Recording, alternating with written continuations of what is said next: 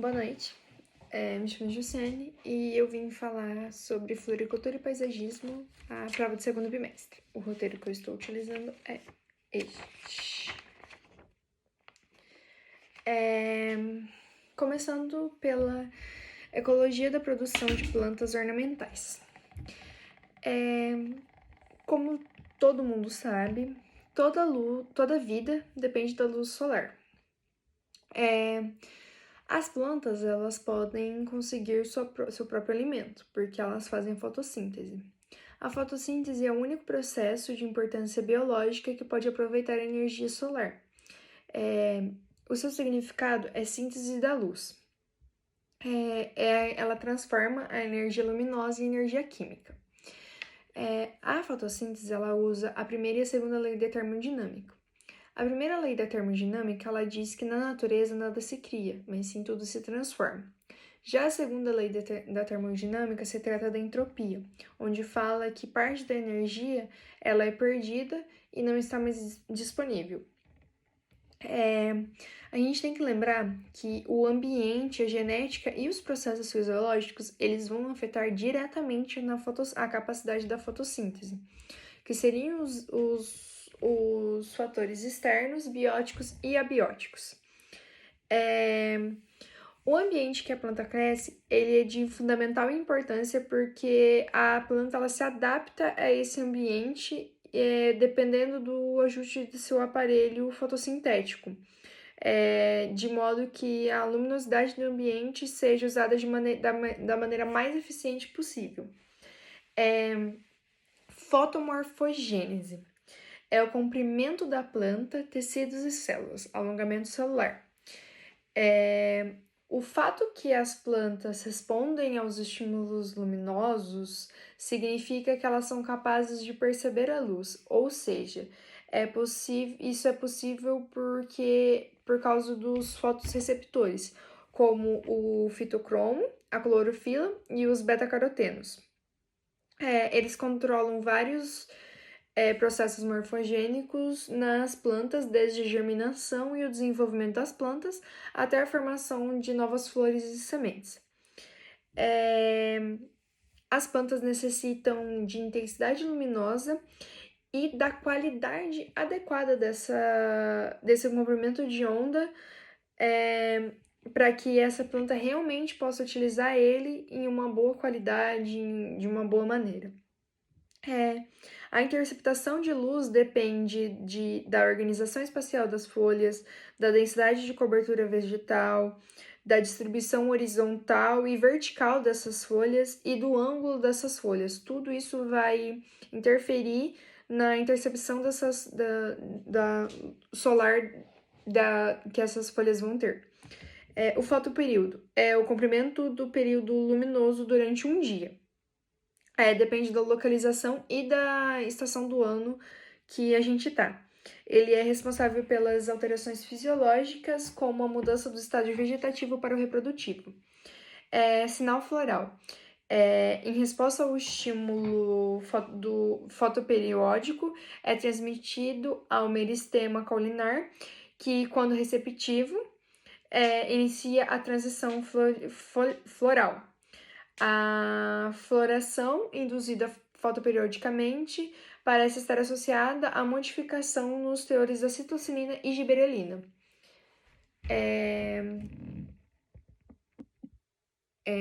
Fotoperíodo crítico é o valor em horas diária de iluminação capaz de provocar a floração.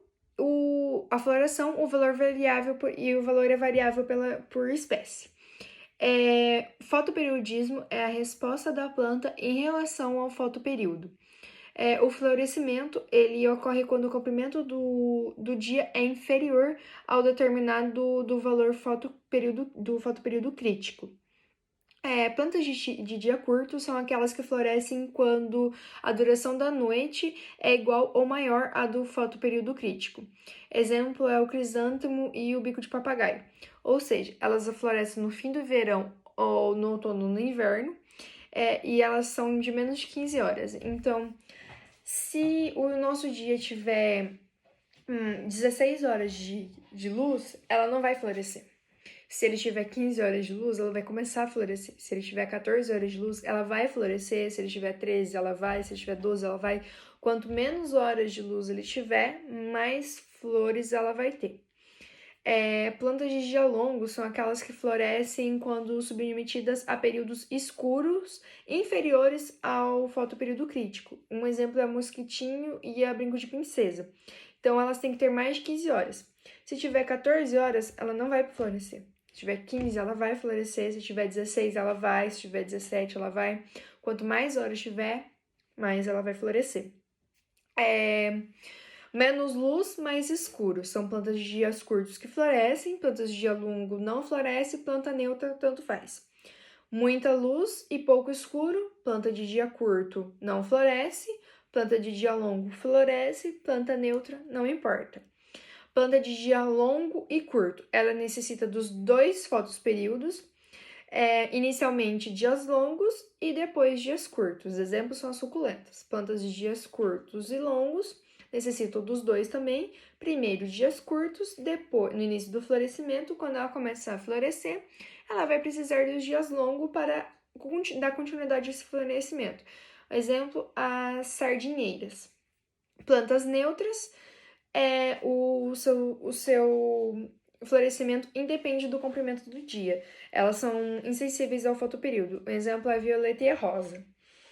O fotoperíodo também está relacionado à formação de bulbos, tubérculos e outros órgãos relacionados ao armazenamento. Plantas caducifólias perdem as flores em períodos de dias curtos. Luminosidade. Plantas de sol são heliófilas. Elas necessitam de alta irradiância para fazerem fotossíntese. Exemplos são as aleias e as rosas. Plantas de sombra, ombrófilas. Elas fotossintetizam mesmo em condições de baixa incidência de luz, desenvolvendo-se em baixa irradiância solar. Exemplo, samambaia e orquídea. Temperatura.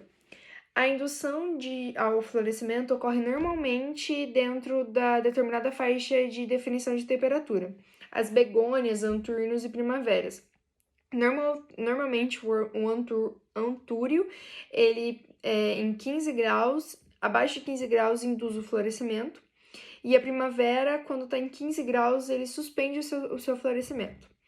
A vernalização é a indução ao florescimento através de baixa temperatura.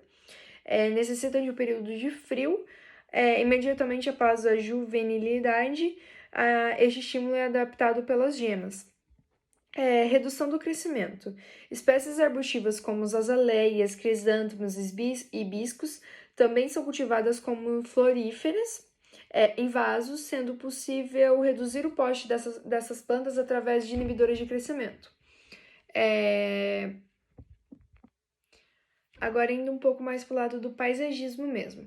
O paisagismo, ele se refere-se ao espaço de terreno abrangido em um lance de vista ou extensão territorial a partir de um ponto determinado. Macropaisagismo é o trabalho realizado em grandes espaços, em uma escala visual maior, que causa a sua preocupação principal é a preservação da natureza. Normalmente está em parques metropolitanos, revestimento vegetal em obras de terraplanagem, essas coisas. Micropaisagismo consiste no trabalho de paisagismo realizado em pequenos espaços, sua escala visual é pequena, sua preocupação é estética e normalmente jardins internos, vasos, floreiras, praças públicas, coisas que são menores. Existem vários tipos de jardins. Os jardins, eles surgiram lá das eras medievais. Temos os jardins medievais, onde nós temos dois tipos de jardins. Os jardins monacais, que são os plantios de plantas medicinais, frutas e hortaliças, e os jardins mouriscos, onde tem estímulo de sensibilidade de água e canais, fontes e flores perfumadas. Eles estimulam a sensibilidade. O Jardim dos Prazeres, que foram criados por romanos que queriam fugir das cidades e dos ruídos e poeiras para experimentar o frescor e o vento das flores. O os Jardins dos Romanos, onde é uma interação e residência com jardins que possuíam estátuas, monumentos, trepadeiras e paisagens pintadas. O jardim tropical dá aquela sensação que o homem não teve uma interferência na paisagem. Os seus caminhos e contornos são naturais, sua essência é descontraída. Jardim desértico, é aquele jardim que representa uma paisagem árida. Jardim italiano, é a utilização de frutíferas, flores, estátuas, fontes, em contexto clássico e funcional. Jardim francês é considerado o mais rústico e formal de todos eles. Se traduz em formas geométricas e simétricas perfeitas. Os jardins ingleses, eles causam revolução contra os padrões por rígidos e simétricos de outros estilos. Eles valorizam a paisagem natural e com formas curvadas e arredondadas.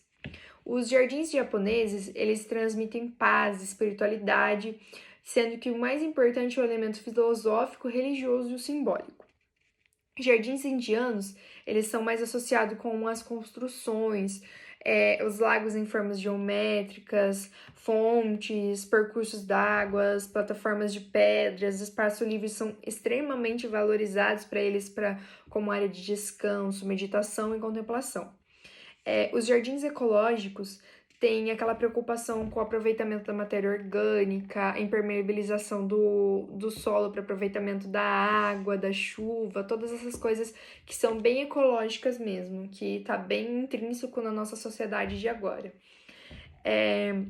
Jardim selvagem é aquele que as plantas são mais rústicas e espontâneas, é onde a gente tem a menor interferência possível no local. Jardins residenciais e urbanos, eles devem se adequar às construções e ao gosto do proprietário, mas ele deve ter mais ou menos aquela base de um estilo italiano. Os jardins com plantas aquáticas, eles são muito usados, porque normalmente a água valoriza o jardim porque ela vai proporcionar movimento, um efeito relaxante, ela vai refrescar o ambiente, mas sempre para dar aquele toque a mais, aquele toque especial, é importante a gente relacionar esse elemento da água com alguma planta. Existem vários tipos de plantas aquáticas, como as marginais, flutuantes, submersas de folhas emersas e palustres.